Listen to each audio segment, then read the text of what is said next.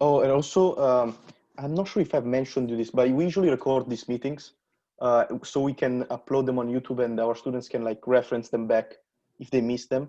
Is that something you're fine with, or if you don't want to, we Yeah, completely no, understand. it's fine. It's Okay. fine. We normally if like if it was a we normally don't do recordings for like a lot of our stuff that if any of the executives, but I'm not talking really about Irvine company stuff. So not really talking about tax planning or anything technical like that per se. So I think it should be fine.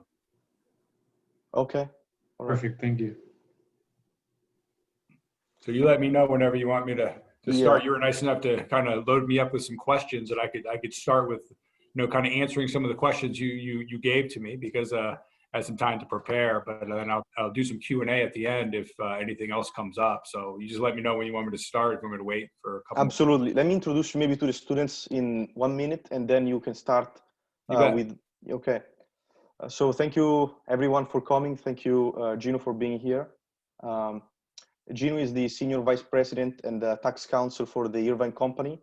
Head of the company's tax department. He's responsible for tax planning, tax compliance, and property tax. He's also was a shareholder in tax practice at Greenberg Troring.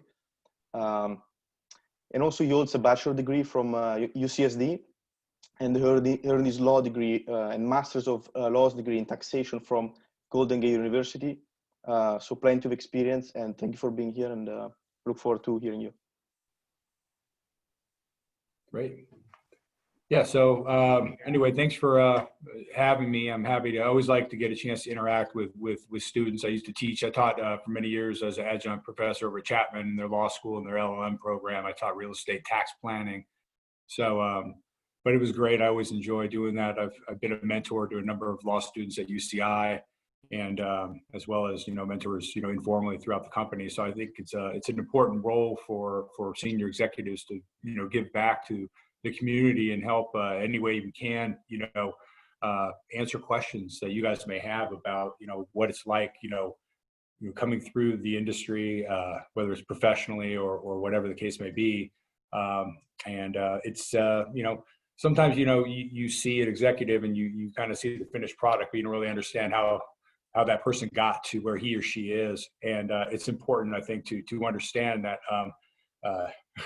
what it's like that old poster you see of the iceberg, where you just see the tip of the iceberg, and most of the iceberg's under the water because it's all the stuff you don't see. Well, that's kind of what a successful executive is kind of made of, is really, you see the tip of the iceberg, which is a successful executive, but you don't see all the stuff they went through to actually get there. So, I've been through a lot, seen a lot, made a whole lot of mistakes. I'm not going to talk too much about those, but I will tell you that you're going to make them. I made them. Everybody makes them. And the question is where do you go from there? So anyway, I have a 23-year-old who just graduated from Lehigh University back out in Pennsylvania. He's working in New York now doing real estate, valuation and consulting, and appraisal.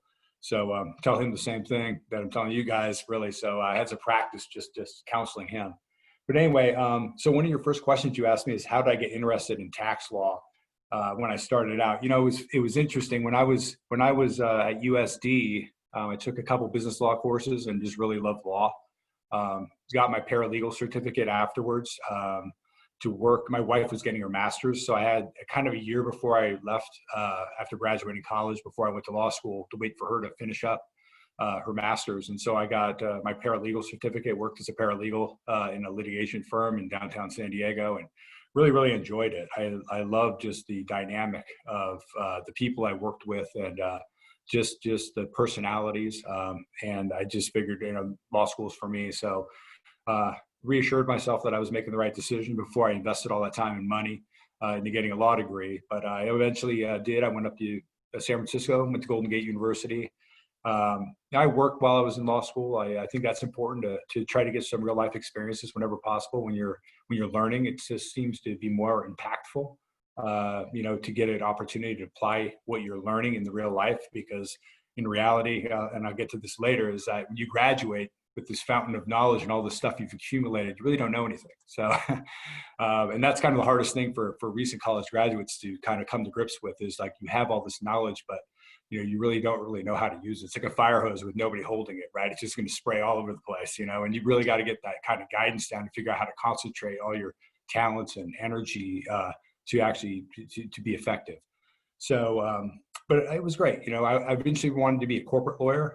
I wanted to do M&A transactions. You know, I always watched that movie Wall Street and said, I'm going to be like that. I want to be going on Wall Street. I want to do deals. I want to, you know, make a lot of money. And, you know, that was kind of my big thing, right? So come out of college, just, you know, I figured this was like the best thing in the world. I mean, that's what I want to do.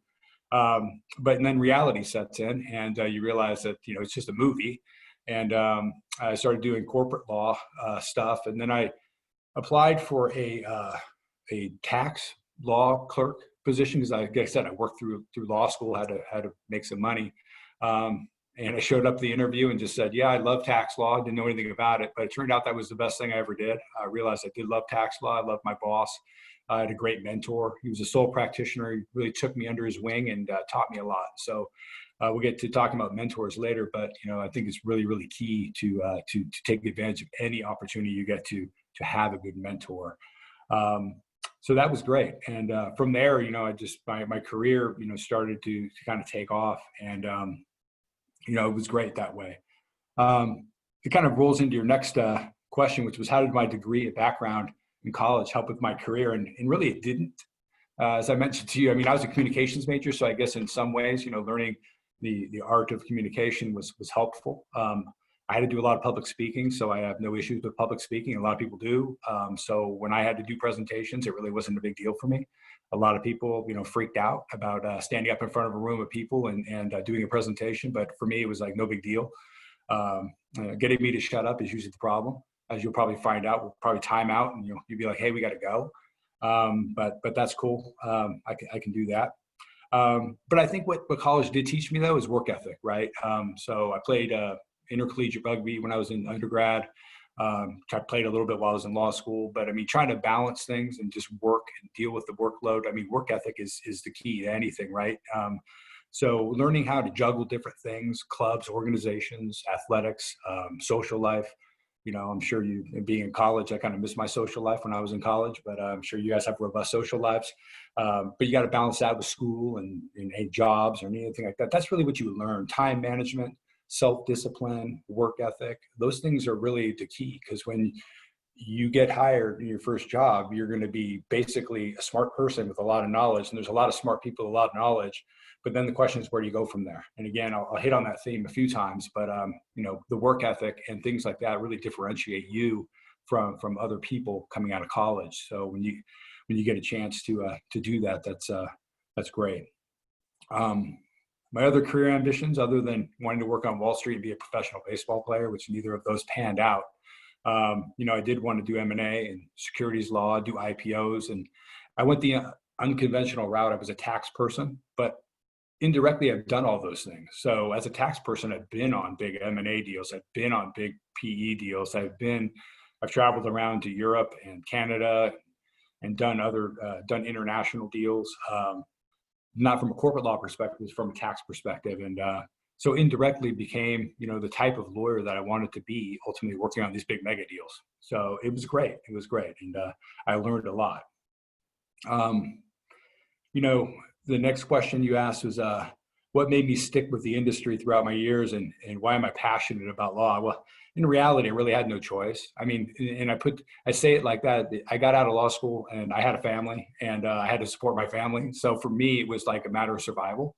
And then I realized if I got to work to pay the bills and support my family, I might as well make the most of it, right? So I just plowed everything I had into my job, my work. I took on jobs that nobody wanted to take on. I worked with partners nobody wanted to work with. I took on clients everybody wanted to avoid. I did the public speaking that nobody wanted to do. It's one of those things where I think you can make a lot of opportunities for yourself by doing things that nobody else wants to do. And there's a reason why nobody wants to do them. They're hard, right? Or uncomfortable or things like that. But you can really actually make some opportunities for yourself by going out there and doing things that nobody else wants to do. So I just did it, you know, and it was a grind, you know, lots of hours. You know, my wife, I thought I worked a lot in law school, you know, but then I got a job at Ernst & Young right after law school, and a young tax professional at E&Y, working my way up. And, you know, 80-hour weeks was this is a standard. And it was a lot of work with a young family, and it was really tough. But the good thing is that it taught me a lot. Again, the work ethic, the drive, the willing to do what others aren't willing to do, I think was one of the things that really set me apart from some of my peers and allowed me to rise above, right? And they said the cream rises to the top. And so that's what you got to do, is you got to find ways to differentiate yourself when you get in that big pool of other professionals, other pool of people when you get out of college. I mean, how are you going to differentiate yourself, right? Everybody's smart. It's like my son, when he went to go play football at Lehigh, he was a really good high school athlete and went to Lehigh to go play football and found himself sitting on the bench. And I said, well, gosh, how's that feel? He goes, Dad, everybody here is good.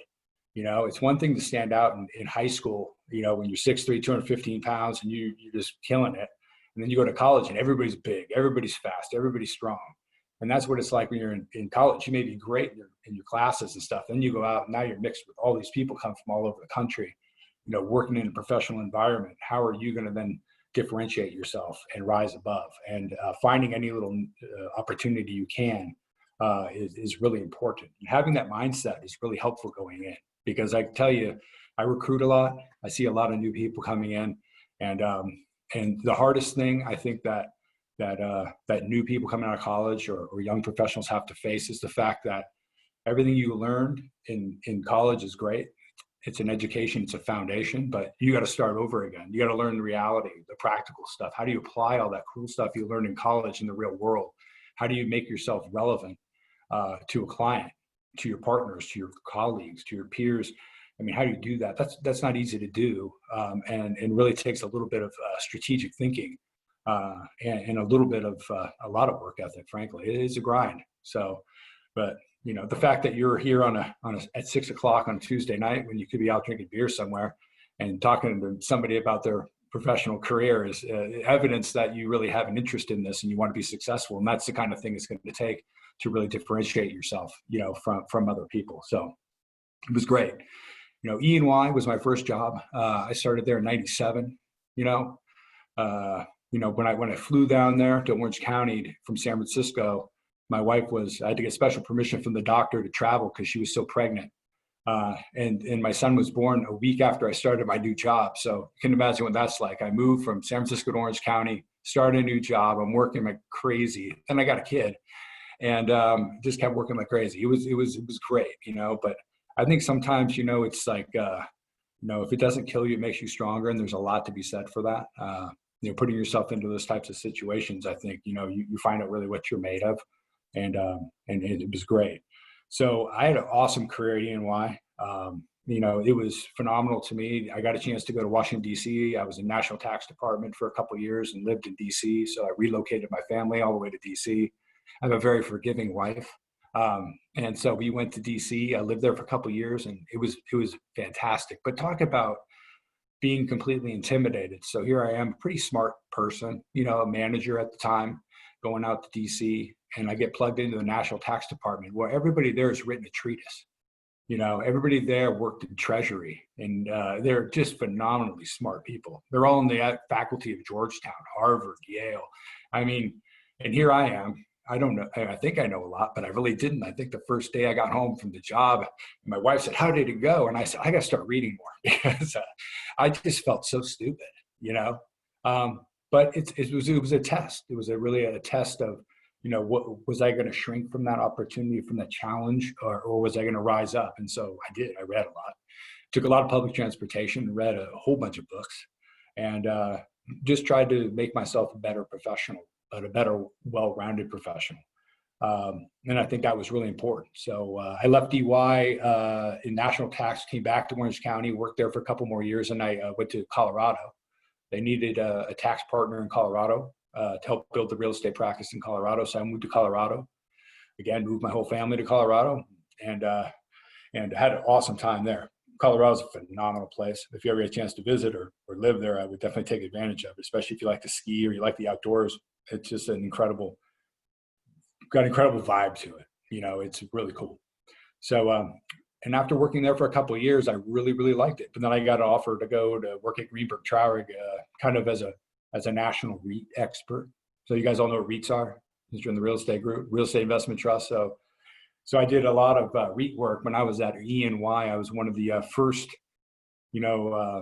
tax partners that was involved with a non-traded REIT transaction. KBS, who happens to be a local Orange County REIT, formed their first REIT. It was a non-traded REIT, and there weren't a lot of them out there at the time. So it became a highly specialized and very attractive vehicle for going public. So the shares are public, but they're not traded, hence the non-traded REIT. But it was a great structure, and I learned a lot about it. And Greenberg had a private REIT practice, a non-traded REIT practice, and a public REIT practice, and I had exposure to all of those, and so I was able to go there and do that.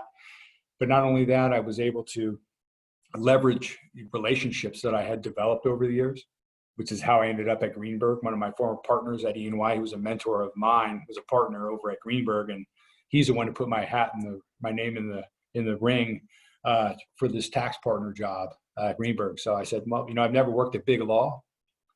Give it a try. So I went, took the plunge, and moved back to Orange County. Again, moved my family again back to Orange County, and started working at Greenberg. And I love Greenberg. Greenberg was a great firm. Just an incredible group of professionals. I had a national practice, so I traveled a lot: Miami, New York, Chicago, then all around Arizona, Nevada, Colorado. I mean, servicing clients on doing deals, non-traded REITs, IPOs, private equity deals, and that was a lot of fun. So I really enjoyed that. But getting back to mentors, again, the mentor took me to Greenberg. But even before then, my first mentor was the guy I worked with when I was in law school. His name was Fred Daly. Unfortunately, he recently passed away. But he took me under his wing and taught me a lot about tax and about just being a good lawyer in general. I went to E&Y and had a good fortune of going to national tax, and like I said, and I met a great partner there who's one of the most highly regarded real estate tax lawyers in the country, Robert Shackett. And he took me under his wing. We're still good friends to this day. He just retired recently from E&Y, but we stayed in contact. And throughout, my changes but having him there and learning from him was just a phenomenal experience. The other person I met at E&Y, Sandy Presant, who's probably one of the best private equity guys in the country, went over to Greenberg, led their practice. He was the chair of their private equity real estate practice at Greenberg. He's how I ended up at Greenberg. But, the relationships that you'll develop over the course of your career are going to be so critical to your success. And by success, I mean just what you soak in after you think about like getting your job done. You think about, how do you get to be a better professional? How do you get to that next level? Your mentors are going to get you to the next level, and you got to be really, really proactive to find a mentor.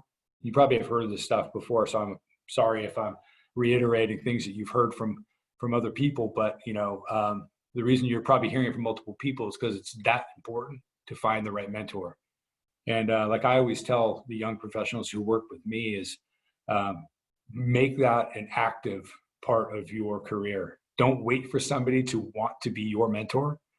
Find that person, and you're going to gravitate to somebody, because inside you have this vision of who you want to be, how you want to operate, the types of clients you want to have, the types of deals you want to do, the type of, presence you want to convey. And you're going to find people out there, and they're going to be like, I want to be like that person when I grow up. And to glom onto that person, make it an effort to go out and get that person to be your mentor. And they may or may not want to do it, because it's a lot of work. If you want to be a good mentor, it's not easy. It's not a casual, let's grab a cup of coffee, once a quarter. It's you got to be willing to invest in your mentee. And so I had people who were willing to do that, and I was very fortunate. And so it's one of the reasons why, when Matteo sent me the email about speaking with you guys tonight, I jumped at it, not because I like to hear myself talk, but because I think it's kind of my duty, my obligation to kind of give back to whatever I can to help other people, because, it's like paying it forward for all those people that went out of their way to help me over the course of my career. So again, make that an active part of your career. I did this thing. I'll send Matteo. I did this slide presentation for, again, a new hires. It's called Career Warfare. I don't know if you've ever. There's a book out there called Career Warfare. I recommend it highly. It's it's written, kind of based on not really war, but if you read Sun Tzu, The Art of War, it's kind of like, not necessarily that, medieval, but it is interesting the way that you could be strategic about the way you build your career. And I'd recommend that book for sure. But one of the key elements in that book is branding. And when you get wherever you're going, you're what you're selling. You sell yourself at the interview, you sell yourself every day you're on the job. I mean, from the day one you walk in the door to the day you retire, you're constantly selling yourself. And what are you selling? Well, you got to develop that brand, just like Coke and Pepsi and Tesla. And look at all the products that you guys enjoy and the ones that you really hold dear, that you pay a premium for. That's the type of product you want to be. So take the time and invest in your brand and really cultivate that brand with everybody you come into contact with. Make it a constant brand, So when somebody wants to work with Philip, they know that Philip's going to work hard. He's going to hit his deadlines. He's going to come in under budget, So those are the types of things that you want to convey, whatever it is, the go-to person, the team player, never drops the ball. That's the things you want to kind of develop. And that's just going to come from reps, doing lots of deals with lots of people and always getting consistent results. When you go to get a product you really enjoy, it's always going to be consistent. If I go to In-N-Out, which I don't do a lot, I always get a Coke, because a Coke, I know it's going to taste great with my double-double. And I don't drink any soda anymore. I rarely do fast food, but when I do, I got to make sure it's perfect. And a Coke's going to make my double-double perfect. And I know that. So when you get and start working your job, you just know that, hey, you know what, John and Linda, bam, I go to them, I'm going to get a perfect result, and I'm going to get it every time. That's the result that you want to do. That's what you want to do. That's why you build that brand. So key lessons and things like that. Well, other than the things that I've kind of already hit on, I'm going a little bit out of turn here because I'm not reading from notes per se. But there are three big things, I think. One is work ethic. We've already talked a little bit about that. There's no shortcuts. I've had this discussion with my son. He sees these, he's in New York, so he's completely jaded by how much money everybody has. And he thinks everybody's just rich. And why can't I be rich? And I said, you know what? There's no shortcuts in life. You see the end result. You see something. You don't know that person's situation. They could be royalty from somewhere. You don't know how they got their money. They could be doing illegal stuff. You don't know. But don't worry about other people. Worry about yourself, right? And don't cut corners just because you want to achieve a certain objective. Put in the work and do the work, and good things happen. Pay attention to the details. Again, this goes back to your brand. I mean, you're going to have a lot of work to do. You're going to be really busy. You're going to be tired. You're going to have, a spouse screaming at you to get home because they've been with the baby all day. You're going to have, a boss yelling at you because they got to hit a deadline and they want to go off on vacation. So they ask you on Friday afternoon to finish the project over the weekend, but you weren't counting on doing that, but you got to do it. Right. So there's all these things you're going to kind of come up and do it. And you're going to be forced to either decide, how hard do I work on this project to get it done? Details are important. And that's part of, again, building your brand. And don't be afraid to ask questions. Like I mentioned, the biggest thing that happens with a lot of people that come out of college and they believe that they have to know everything. They want to seem smart, so they don't ask questions. I'm seeing it time and time again. Ask a lot of questions. I think everybody in my position in senior leadership, if I have a new person that comes to work for me and they don't ask me any questions, I think there's absolutely something wrong with that person, because there's no way they can actually know everything I'm talking to them about. If they don't ask questions, they're not doing their job. You have to be inquisitive. You have to be willing to say, I don't know. Can you explain that to me again? Believe me, I've been doing this for 30 plus years. Yeah, 30 plus years. And I still ask people how do debits and credits work again? Or whatever the case may be. I mean, I'm a slow study, but I'd rather ask a question and have somebody think I'm, less intelligent than I'd like to portray than get it wrong, because then they think I'm really not intelligent, right? So I have a choice to make. Either get it wrong or I ask a question. And I'd rather just ask the question. And again, that goes again with building up your brand.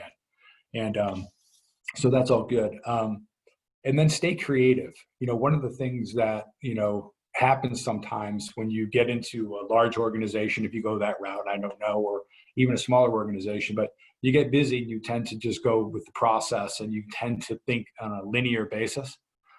Real estate is a dynamic field, right? There's lots of different things in real estate that you can do, and lots of different ways to do deals. So think about things not on a linear basis, but on a multidimensional basis. So you think about, you've seen those pictures where those guys play chess on 3 different chessboards and stuff like that. So that's kind of how you got to operate as you go through life, and think about not just getting from point A to point B, but all the different zigzags you could take along the way to enhance a result. Don't get locked into thinking linear and just solving the problem that's been presented to you. Sometimes that's what you got to do because you got a deadline, you got a budget, or you've got something like that. But again, you're trying to differentiate yourself. And don't be afraid to throw stuff against the wall to see if it sticks. You can always preface it. I always used to say, I don't know if this works, but I was thinking about this. Or this may sound crazy, but what about that? And you'd be surprised, sometimes you get senior people who think about it and they're not used to thinking outside of the box sometimes either. And, it causes them to pause and think. And next thing you know, you've built some sort of credibility that you didn't have before. You've seen mice, they run through a maze, and after a while, the mice can run through the maze without even trying. But, you change the maze up, and what does the mouse do? It gets stuck. It'll literally starve to death in the maze because it doesn't know how to get out of the maze. You have to be that mouse that could always get its way out of the maze. And that's not easy to do. And it comes through adversity, trial and error, being fearless, and those types of things. Because if you just keep going the easy route, it's not gonna always end up as well. It may be safe, but you strike me as people who want to achieve something greater than just the status quo. So be willing to take some chances and think outside the box. The last thing you want to do is become what's called a commodity. I was just talking to a guy the other day. We used to do, you guys have heard of cost segregation studies in real estate at all, anybody? It's where you look at a building and you break it into its component parts and you depreciate some parts faster than other parts. And it's actually a pretty neat thing to do. Usually you have engineers and people who are highly skilled to go out and segregate a building like that. And it's got really good tax advantages to it. But when cost segregation first became, the thing, firms like E&Y were charging $100,000, $150,000 to go out and seg a building. Now, cost segs are $5,000. Everybody's doing them. It's fairly routine, fairly standard, and it's a commodity. So why is it a commodity? Because everybody started doing it. There were processes put in place. There were, things put in place, and it kind of lost a lot of its creative luster associated with it. And I think you don't want to be that. You don't want to start as this brilliant person out of college and then just kind of lull yourself into being a commodity. You always got to stay fresh. You got to find new ways to keep yourself relevant and stay ahead of the game. So I think that's also really, really important to do because, you could fall victim to just a routine and then you become a commodity. So again, be willing to do what others won't. And that'll help in that regard as well. Matteo went out on a limb. He asked me what my biggest failures were throughout my career. And I got too many to list, in the short time we have left here. But I will tell you that I've learned a lot more from my failures than my successes. And you probably heard that before, but it's probably the best teacher out there. And thankfully, I didn't do anything that got me sued or disbarred or anything like that or fired. My failures were, usually failure in a process or failure to think something through, failure to catch a detail, little things here and there. Again, I had mentors that stepped up to look at me, and they didn't get down on me because I made a mistake. They expected mistakes. And if you're a senior person working with a junior person, you should expect mistakes because that's how that junior person is going to learn. So if you have a boss that just hammers you because you make a mistake, you're probably working for the wrong person. Because that's just not the way I think to develop young talent. Young talent needs to be free to make mistakes and learn and grow. And it's the role of that mentor, the coach, to come in and explain, here's what you did wrong. Here's what you could have done better. Here's what I would have done in this situation. And, that's how you learn, but so I've made a lot of mistakes, and I'm not going to go into what those are, but just know you will make mistakes. Don't be afraid to make mistakes. Because if you're not making mistakes, you're not stretching yourself. You're not creating. You're going to lull yourself into being a commodity if you don't stretch yourself. So you were going to make mistakes. Hitch your wagon to the right mentors and the right people that will allow you those opportunities. You know, you've heard the term stretch opportunities. You want to attach your wagon to somebody who's going to give you those opportunities along the way. And then you got to take advantage of them and understand that, hey, you may mess up every now and then, but you're going to learn from that. One of the things that's also important when you start looking for jobs where you're going to go is the culture. Understand every company has got a different culture. I mean, Irvine company is so different than Ernst & Young, is so different than Greenberg Traurig, is so different than my solo law practitioner that I worked for in law school. All of my cultures I worked with were very different, but yet they were all very similar. They were all, anchored by a strong mentor. They were all anchored by a desire to do the best for your client. They're all anchored in working hard. They were all anchored in playing hard, frankly. Every firm I've been at, it's been, a lot of social, work hard, play hard type thing. You gotta, if you like to play golf, make sure you find people who like to play golf. And if you like to play tennis or play chess or do whatever the case is, whatever you like to do, put yourself into the right place so you're going to excel, and take advantage of those opportunities. Because believe me, I mean, it was strange. I was with a senior partner, and then he had a client that had to cancel on a golf tournament that morning, and he asked me if I played golf. Well, thankfully I did play golf. And so I got a chance to go play with a senior partner that day and hang out all day on the golf course with him as a young senior at Ernst & Young. And we had a great time.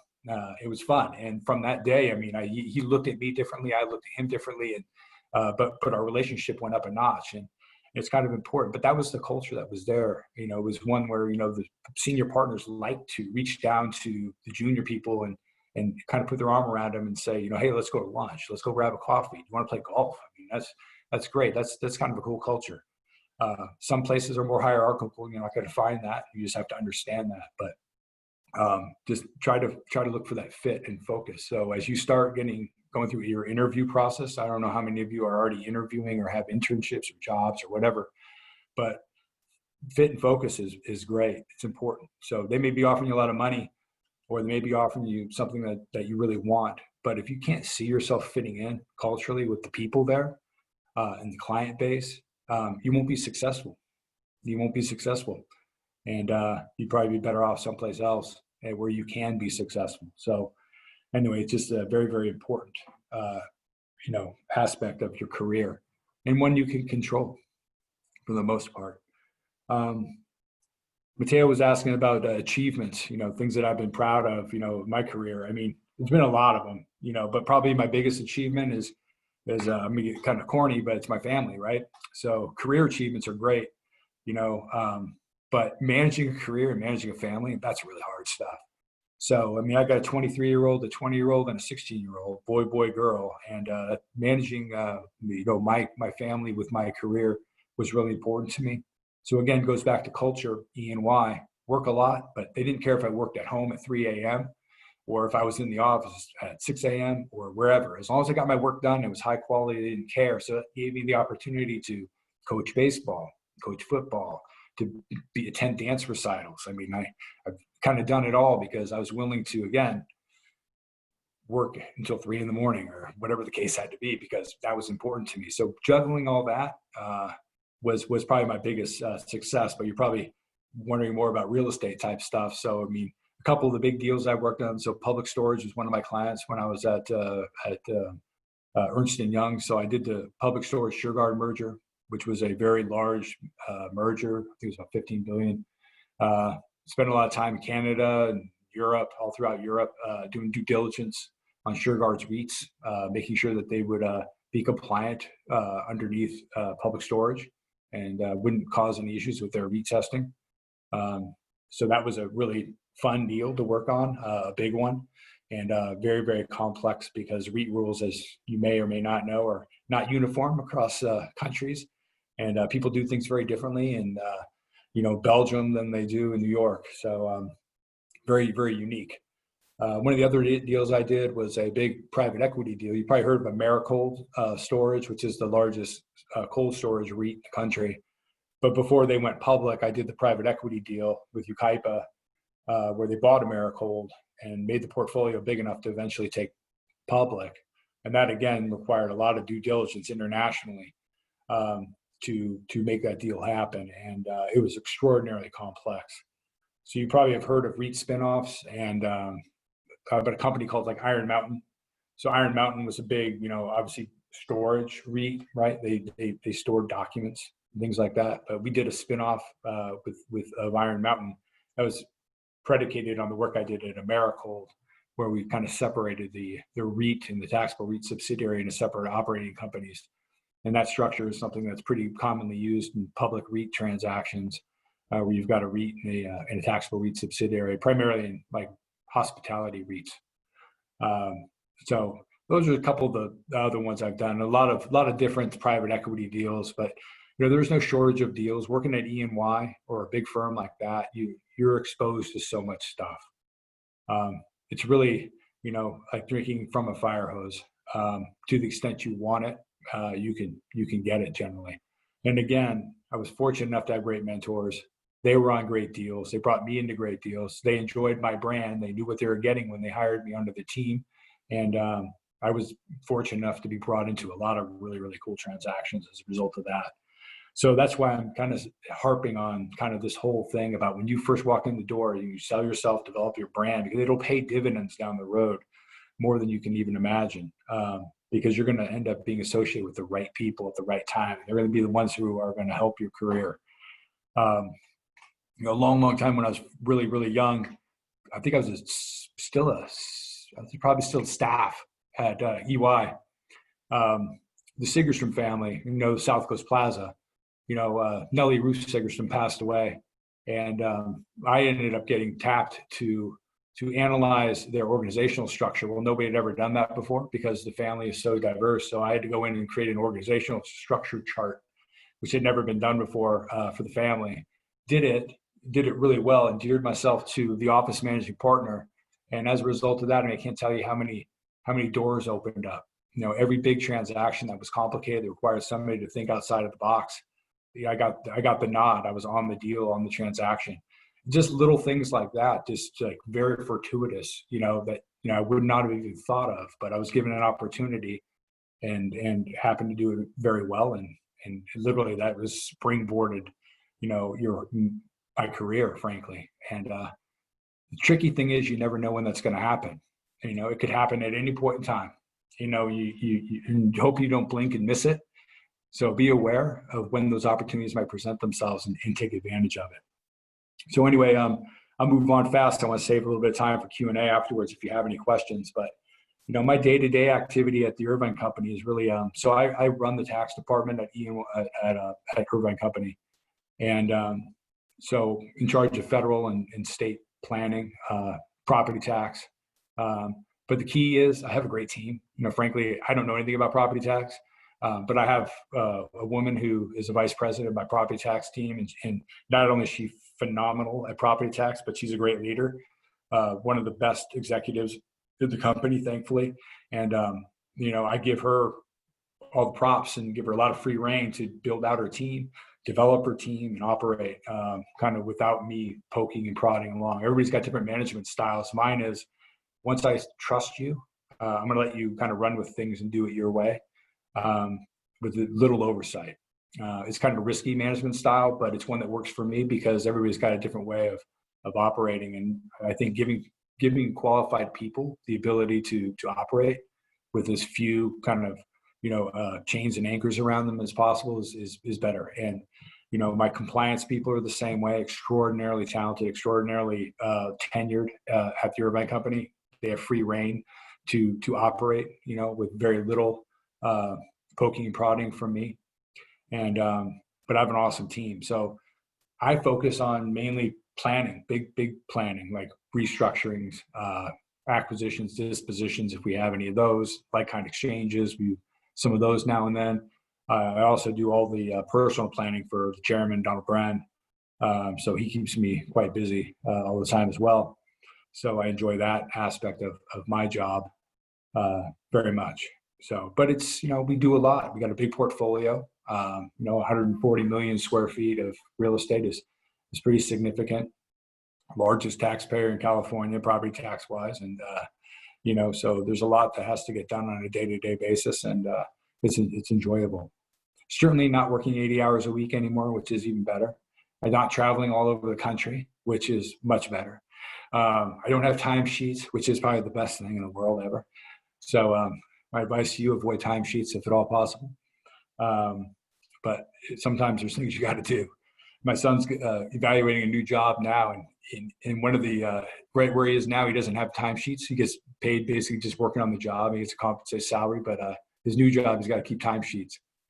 And I just kind of shook my head, said, "You're going to love that," but it's track your time in 0.6 increments is not easy. But anyway, so Irvine Company, again, gives me a big platform to really do some creative stuff, and I really, really enjoy it.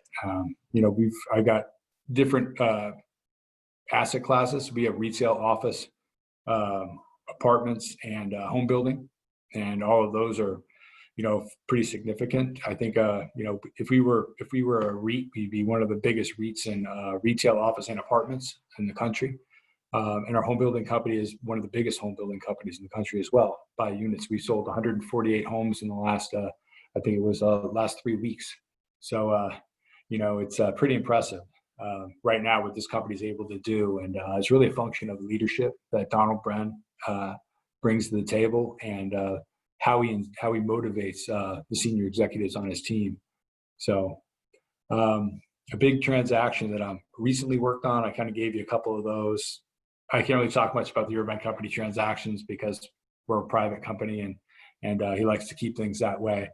But I can tell you, one of the public things we did, obviously, is 2014, we donated about 20,000 acres of open space.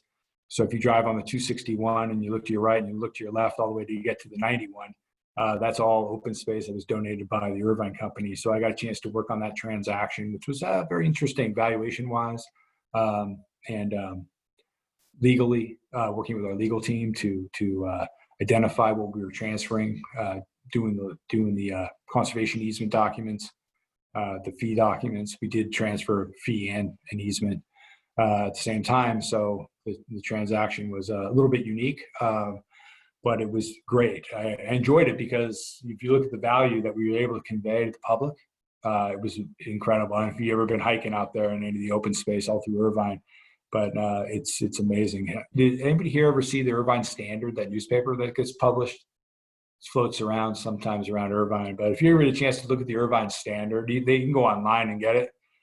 Every month they publish like cool stuff to do in Irvine, and they always outline all the best trails to run on or bike on or hike on, and all these things, just these really, really unique stuff.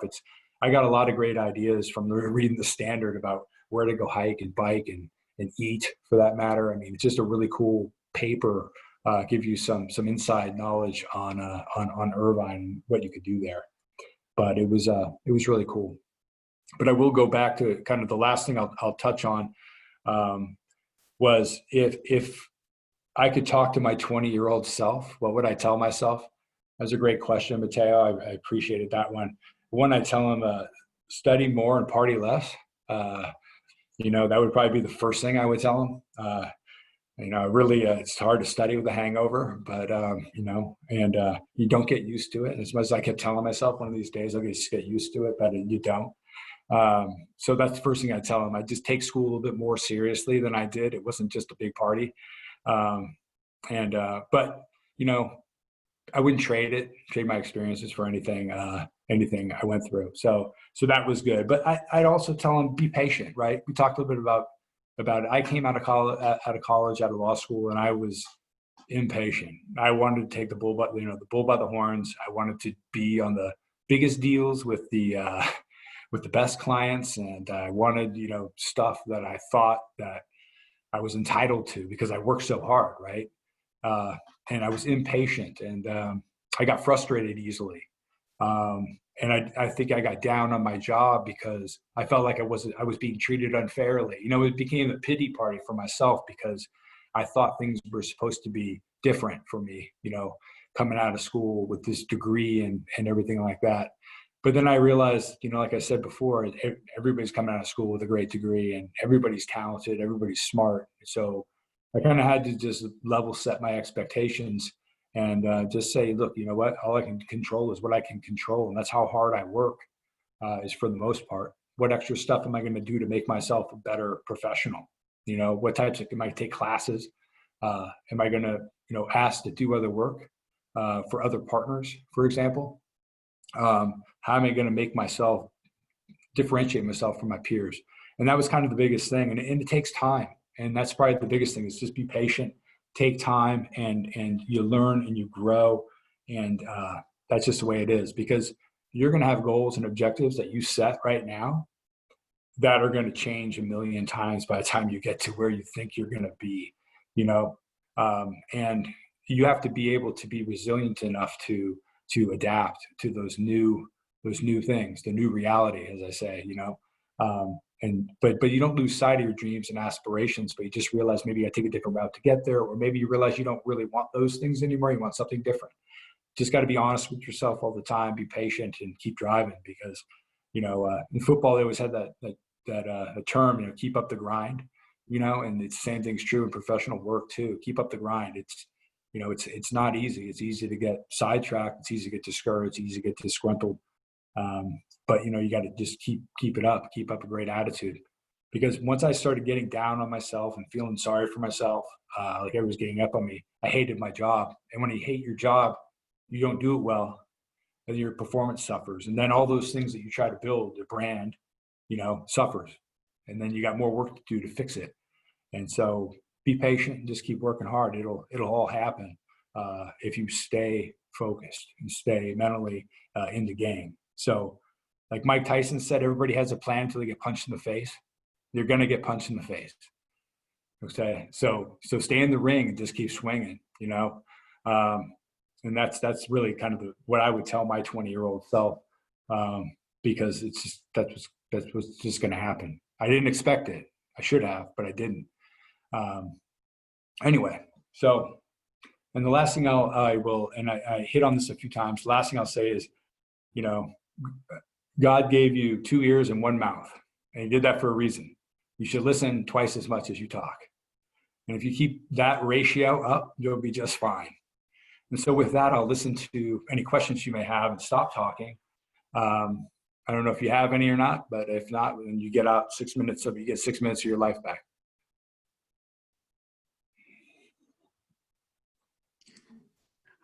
Hi, Gino. I actually have a questions for you. So have you ever feel like very discouraged, and how do you get back to stay focused? Because I often find myself only sometimes, but I just lying on the bed and just don't do anything. And then on the next day I recover and just get back into the game. Sometimes laying on the bed is probably the best medicine. And just take a deep breath and realize it'll pass. But setting expectations and, again, acknowledging the fact that, things are going to happen that you don't expect, bad things sometimes, things that are outside of your control. Maybe you didn't even do anything. Maybe you just have somebody that you work with who's not treating you well. And it can get discouraging at times, but you can't control that. All you can control is what you can control. And so, you said, lay on the bed or take a deep breath, and go for a run, go for a hike, go someplace that you enjoy being. And just, soak in the things you enjoy and reset hit the reset button. Like you were saying, the next day you feel better. I think every now and then you just got to hit the reset button and realize that it's going to pass, and you have to move forward. You can't let it get you down, or it's going to impact your journey. You're not going to get where you want to go. Thank you, Gino.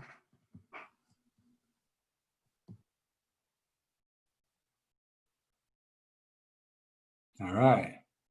Mateo, I think we're no questions, so we should probably be yes, guys, if you have any other questions, we have 4 minutes. You can either drop it in the chat, or it would be better if you speak up. I actually curious to ask you one thing. I have to ask you this because I keep reading about, this 1031 exchange tax. It's possible that it's going to be in some sort of way, changed in the. I want just to get what you think about it, because for us it's I can read about it, but it's hard to really grasp what's going on. How realistic it is that it's going to be taken away or anything like that. Sure. What's your take on this? Well, 1031 exchanges are great. I mean, we don't sell a lot of properties, but when we do, we try to do a like-kind exchange. If those of you don't know what it is, you sell a piece of property, you have gain in your property. If you acquire like-kind property of equal or greater value, with equal to greater equity, you can basically trade into that property tax-free. You defer the recognition of your gain. A lot of people don't like it because if you 1031 your whole life, then you die. Now all your property gets stepped up and you never have to recognize that gain. It's the ultimate form of tax planning is death, death and taxes, right? So, but it is under attack. It has been under attack once before. The like-kind exchange lobbying groups are very strong, and they were able to keep it from being eliminated. But it's part of the Biden tax plan is to eliminate 1031 exchanges. So I think it depends on what happens in Georgia on January the 5th. If the GOP keeps the Senate, you probably won't see that go away. But if the GOP does not keep the Senate and Biden's got a House and a Senate that will do whatever he wants to do, then you may see all of his tax policies be enacted, including the elimination of 1031 exchanges. That's been keeping me very, very busy, as you can imagine. The repeal of all the Trump tax changes and the Biden changes, extraordinarily different, as you can, for lack of a better term.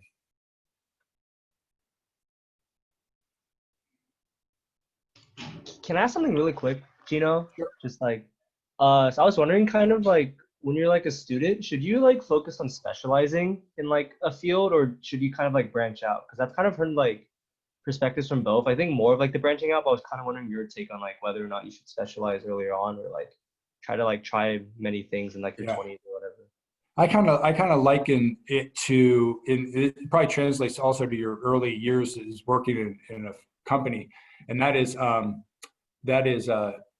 look at how a pitcher in Major League Baseball operates. They don't just have one pitch. They got multiple pitches. They have a fastball or whatever their best pitch is.